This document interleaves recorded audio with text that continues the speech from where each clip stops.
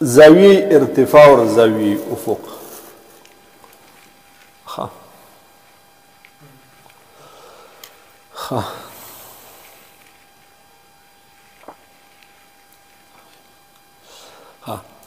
افق سے کسی جرم سماوی کے درجات اگر اوپر کی جانب ہیں تو اس زاویے کو زاویہ ارتفاع کہتے ہیں.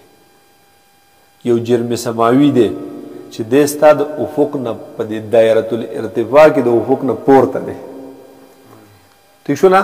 دقه د زاویه څه ده؟ ارتفاع. بیا چې څومره ده معلومه یې که چې څومره ده، خو چې د افق نه بره دی نو بیا به د زاویه د زاویه ارتفاع وي. او چې کله دا جرم سماوي ٹھیک ده د افق نه د کته دی نو بیا به د زاویه کومه وي؟ زیر افق، زاویه زیر. اور اگر وہ افق سے نیچے کے درجات ہے تو اس کو زاویہ زیر افق کہا جاتا ہے. ارتفاع کو الٹیچیوڈ یا ایلیویشن اور زاویہ زیر افق کو ڈپریشن کہتے ہیں کہا جاتا. دیکھیے الٹیچیوڈ لکھ لے گا، ٹھیک ہے نا؟ الٹیچیوڈ ارتفاع تو لکھی.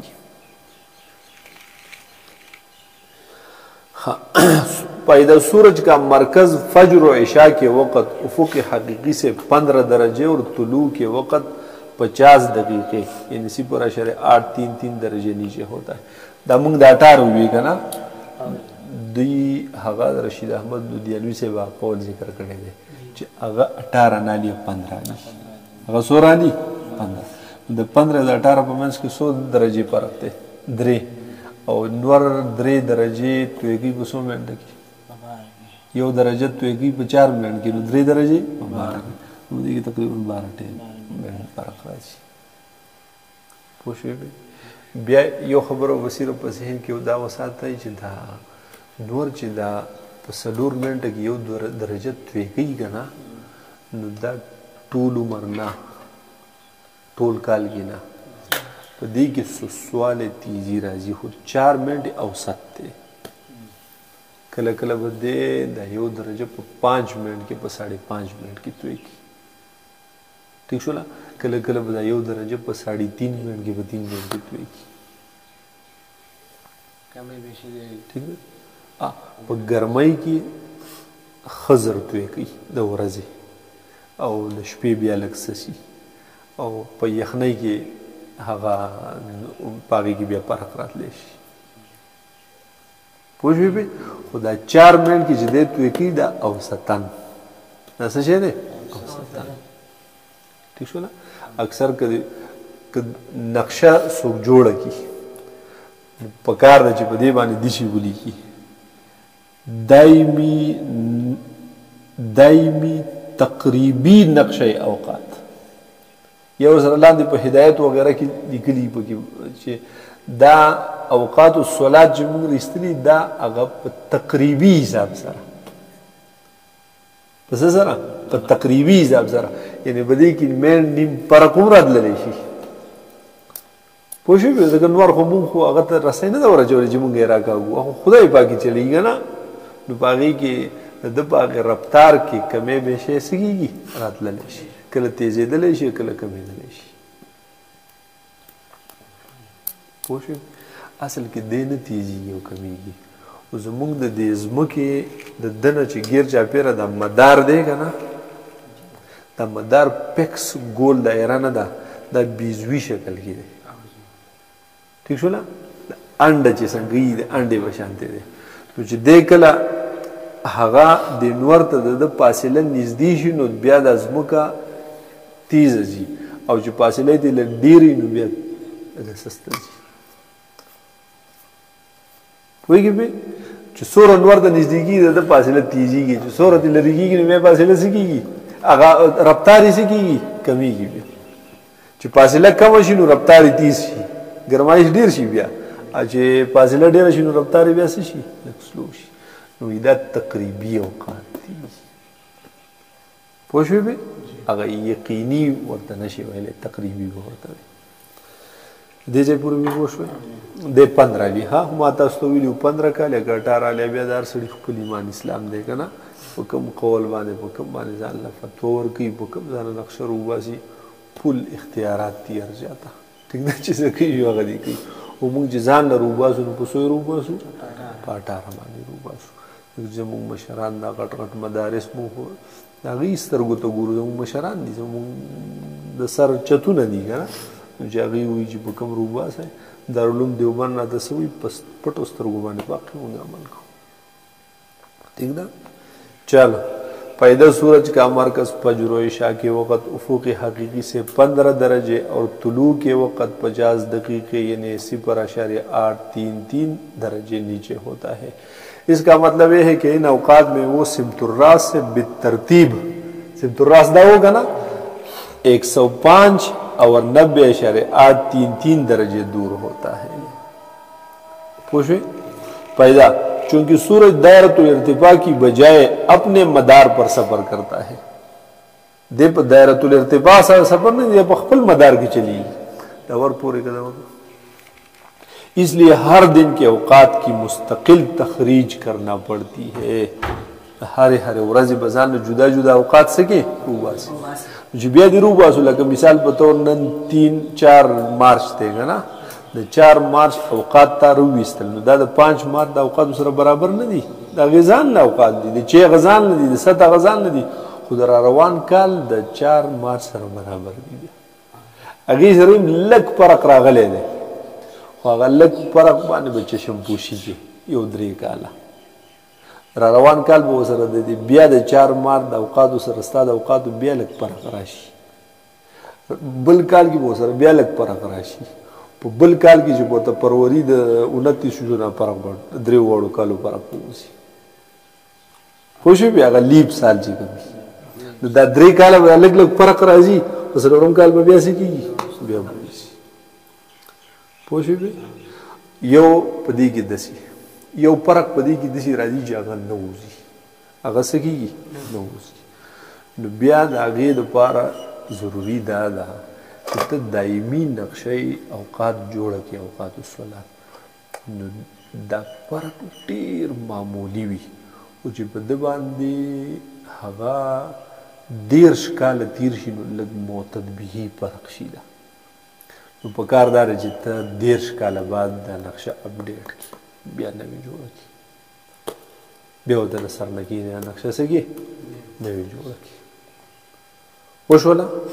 فرق ګورې منټ هم نه دی رسېدلی ښه نیم منټ هم نه دی رسېدلی پوه شوې خو چې بیا یې جوړه کړي بیخي به یې صحیح کړي که بالفرض دې جوړه نه کړه نو بیا دې خدای پاک وبخښه خو چې 100 کاله پې تېر شو نو بیا یې خامخا اپډېټ کړه ځکه اوس فرق لږ سیوا شوی دی پوه شوې نو 100 کاله بعد دې مونږ دا نقشه تازه کړو بیا دې نوې جوړه کو نوې طول البلد نوې میلو شمس ته راو طول البلد ارز البلد کې فرق نه یو میلو شمس کې فرق لګ راځي نو بیا دې میلو شمس تحقیق کو راو دی باسو او بیا دې باغې په بنیاد باندې نقشه بل جوړه کو ډیر کال بعد کو دې جوړ کړو نو بهترین کار دی خو کو نه دې جوړه دې نه کړ نه رسید نو شو نو 100 کال بعد بیا خامخا جوړه کوئی بھی चलो अच्छा चूंकि सूरज दायरतुल इर्तिफा की बजाय अपने मदार पर सफ़र करता है इसलिए हर दिन के औकात की मुस्तकिल तखरीज करना पड़ती है। ये एक अलग बात है कि मदार पर गर्दश के साथ साथ सूरज हर वक्त किसी न किसी दायरतुल इर्तिफा की किसी ख़ास नुक्ते पर मौजूद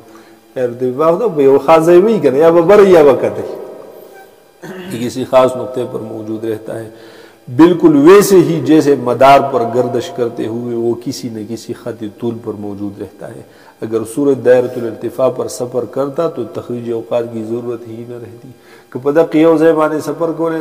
यो रज़रूबा सा टोल काल लबादा वक्त नहीं ठीक है ना वगस्ता दायरतुल इर्तिफा न कि या खपल अल्लाह दबा के माने की अब बीजवी दायरा ना पोषे भी दायरतुल इर्तिफा न दायरतुल इर्तिफा को दायरा ही अगर बीजवी जाना बखपल ना नो तब एनी टाइम जुदा जुदा वक्त दोबारा दायरतुल इर्तिफा रूबा से हर वक्त की बदलेगी पोषे भी बिल्कुल पैक्स भी हम ना बदलेना और ब्याह बदले ये भी वराज टाइम इस तरह यकम जनवरी बदले इस तरह 31 दिसंबर पूरे दिन चला वाले शो के पोषे अच्छा हाँ किसी न किसी खाली तुल पर मौजूद रहता है। अगर सूरज दायरतुल इर्तिफा पर सफ़र करता है तो तखरीज औकात की ज़रूरत ही न रहती, इसलिए कि सूरज 1 दर्जे 4 मिनट में तय करता है। लिहाजा अगर इसका सफ़र दायरतुल इर्तिफा पर होता तो उसे सिमतुर रास तक पहुँचने में हमेशा एक मखसूस फासिला मसलन तुलू के लिए 90.83 दर्जे तय करना पड़ते, जो पी दर्जे 4 मिनट के हिसाब से तकरीबन 6 घंटे में तय कर लेता। यानी रोज़ाना निस्फ़ुन नहार से 6 घंटे पहले तुलू होता और 6 घंटे बाद चिन्नन पकम टाइम गुरूब हो क़यामत दौर पूरा पता कटेम गुरूब किए और पता कटेम तुलू किए बस दादा का खबर की तो यानी रोज़ाना निस्फ़ुन नहार से 6 घंटे पहले तुलू होता और 6 घंटे बाद गुरूब। लेकिन हकीकत में ऐसा नहीं और हम देखते रहते हैं कि निस्फ़ुन नहार से तुलू गुरूब का वक़्त घटता बढ़ता रहता है, कमी की सेवा की। इसकी वजह यही है कि सूरज अपने मदार पर चलता है, दायरतुल इर्तिफा पर नहीं। तो तज दायरतुल इर्तिफा बत हर टाइम जुदा जुदा रूपासी।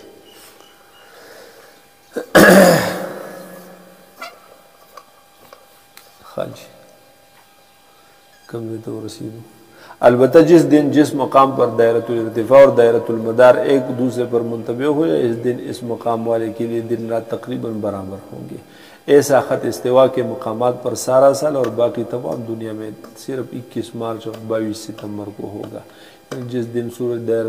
दायरा मुअद्दिल नहार पर होता है। ठीक ना, दायरतुल मदार या मदार शम्स तो ज़ाहिर बानदी था दायरतुल मदार या मदार द शम्स और हकीकत की दाद दायरतुल मदार अर्थ, ठीक है, या मदार अर्ज मदारी ज़मीन। सूरज जिस रास्ते पर ज़ाहिरन कहता कि गिर्द ज़मीन के गिर्द गर्दिश करता नज़र आता है, वो मदार शम्स कहलाता है। ये मदार का एक मतलब है। दूसरा मतलब पैदा नंबर 2 में आ रहा है। पैदा नंबर 1, मदार शम्स मेल शम्स के एतबार से बदलता रहता है। मदार शम्स मेल पे एतबार सरा बदली गिरा। चुनांचे जिस दिन मेल शम्स 0 दर्जा हो, इस दिन सूरज दायरा मुअद्दिल नहार आसमानी खत इस्तिवा पर चलता नजर आएगा। पागे बानी बदली चीज़ ठीक है,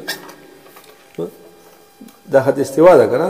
दी खत इस्तिवा दा पास आसमान के मुअद्दिल नहार दा दानवर दिस्म के निशी गिर चाहे नो पर देख और रज़बानी बदे बदी से दी चीज़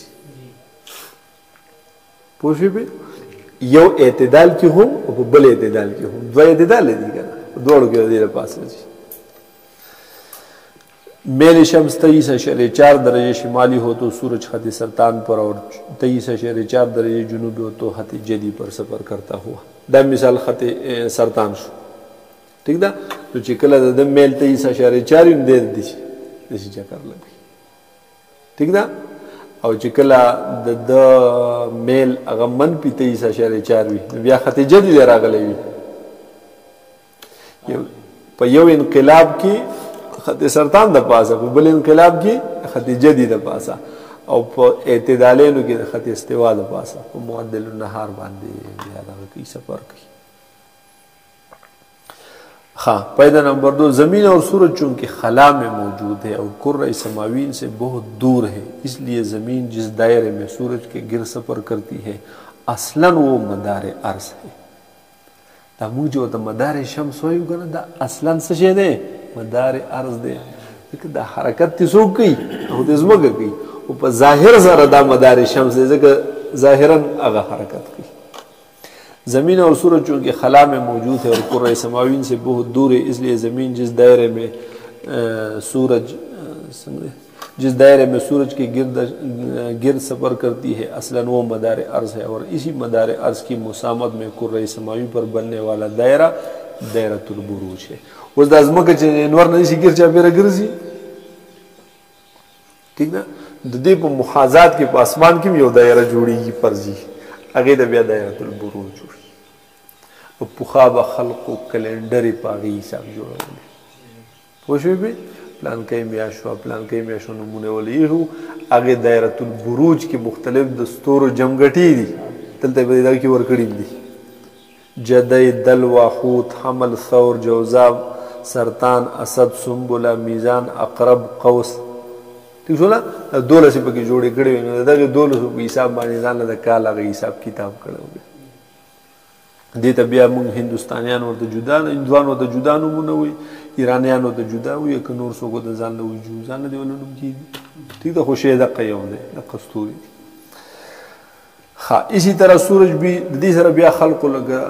بعضې هغه خلقو د دې سره مختلف قسمه اوهام او مختلف قسمه څیزونه یې ورسره مطالعه کړي دي چې نور په دې برج کې نو بیا سفر کوه چې په دې برج کې نه بیا مه کوه په دې برج کې چې بچی پیدا شو نو نیک خوش خلقه وي چې په دې برج کې پیدا شو لوی غویې به دې بل نه وي دې برج کې دا کار وکړه دې برج کې دا خالص وهمونه دي ٹھیک شوله او خلقو نن سبا د پیسې د جمع کولو د ګټلو لپاره طریقې مختلف کوي او مختلف فنونه اختیاري خو یقین پې کول د ایمان منافي خبره ده په دې څیزونو ټیک شوله چې په دې باندې یقین کول چې او دې سره واقعي دا تړلي دي د دې سره نه دي تړلي فیصلې یو الله کوي ستوري فیصلې هغه نه کوي ستوري صرف زمونږ د اسمان ښایست دی او دویم لارې د لارو د معلومولو دپاره هغه یو هغه دال دي په هغې لارو باندې د دې نه علاوه نور څیزونه هغه بیا اوهام دي اسی طرح سورج بھی ظاہراً زمین کی گرد سفر کرتا نظر آتا ہے جس دائرے میں وہ حرکت کرتا ہے وہ مدار شمس ہے اور اس کی مسامت میں بننے والا دائرہ بھی دائرۃ البروج کہلاتا ہے سورج کی یہ حرکت طلوع غروب کی حرکت کے علاوہ ہے اس کو اگلی تصویر میں غور کر فکر کر کے سمجھا جا سکتا ہے